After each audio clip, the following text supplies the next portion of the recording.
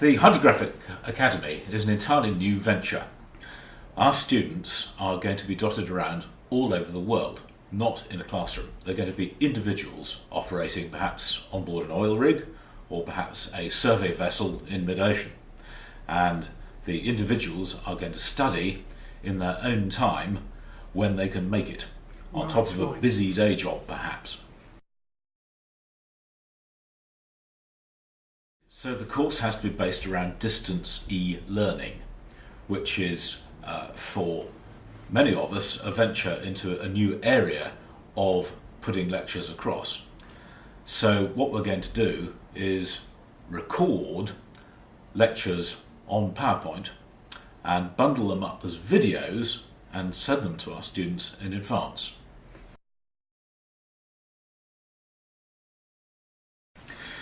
At the moment, the offshore industry has a large number of its employees doing hydrographic surveying without any formal qualifications. There are existing residential courses that one can do around the world, but there are not many of them. And if you've already started an employment in the offshore industry and you're making pretty good money out of it, the last thing you want to do is to take time out to come ashore and go and study full-time residentially. So we're making it easy by providing the opportunity for distance e-learning at sea on the job. In the past, one has delivered classroom lectures in the standard format, but now the difficulty we have to overcome is doing it by distance e-learning, where you're not speaking to a class and you're not getting any feedback from the listener. You're speaking to an individual. So we have got to make our lectures recorded and interesting. So we've had to employ many more graphics than might have been the case in the classroom.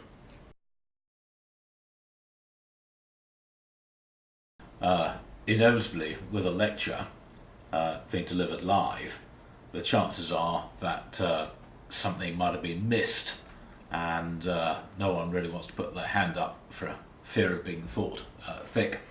And so they let it go and hope they'll catch up later.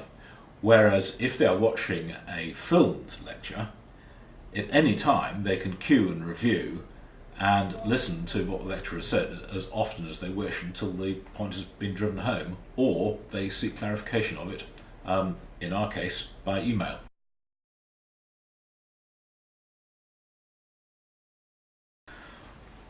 I think the practices that I've had to adopt to try and make my PowerPoints suitable for distance e-learning actually have a lot of application for classroom use as well. We're all well aware of the dull lectures where simply PowerPoint is used to screen a number of bullet points and then they're monotonously read out by the lecturer and not an awful lot of value is added to them. Sure. So things like that. But particularly the use of animated graphics. Here I'm talking about drawing one's own diagrams from scratch, vector diagrams, using the drawing package that comes with PowerPoint. Because one of the difficulties in trying to find images that suit what you want off the web is, first of all, that if you find something that illustrates what you're trying to get across, it may have a lot of background clutter that is not appropriate. A photograph may have the thing that you're trying to focus on in one corner of it. And the other issue there is that of copyright. With this Hydrographic Academy package going to a global audience, sooner or later it's going to end up on the World Wide Web, whether we like it or not. And so if we have breached copyright in any way, that's going to put the university in a very difficult situation.